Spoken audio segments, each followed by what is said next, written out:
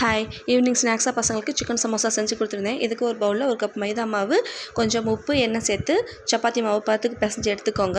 இதை தனியாக 20 நிமிஷம் அப்படியே ரெஸ்ட்டு விட்டுருங்க. இப்போ கடாயில் 2 ஸ்பூன் அளவுக்கு எண்ணெய் சேர்த்து 2 பெரிய வெங்காயத்தை கட் பண்ணி சேர்த்துருக்கேன். கொஞ்சம் கருவேப்பிலையும் சேர்த்து நல்லா வதக்கினதுக்கப்புறம் 1 ஸ்பூன் அளவுக்கு இஞ்சி பூண்டு பேஸ்ட் சேர்த்து அதோட பச்சை வாசனை போகிற அளவுக்கு நல்லா வதக்கினதுக்கப்புறம் வேக வச்ச போன்லெஸ் சிக்கனை குட்டியாக கட் பண்ணி சேர்த்துருக்கேன்.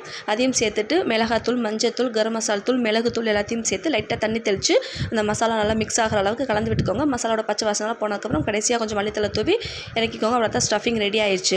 நம்ம ரெடி பண்ணி வச்சுருக்கிற மாவில் ஒரு உருண்டை எடுத்து எந்த அளவுக்கு தின்னா தேய்க்க முடியுமோ தேய்ச்சி எடுத்துக்கோங்க. தோசைகள் சூடானதும் 2 பக்கமும் எண்ணெய் சேர்க்காம 2 நிமிஷம் பபிள்ஸ் வர அளவுக்கு சுட்டு எடுத்துக்கோங்க.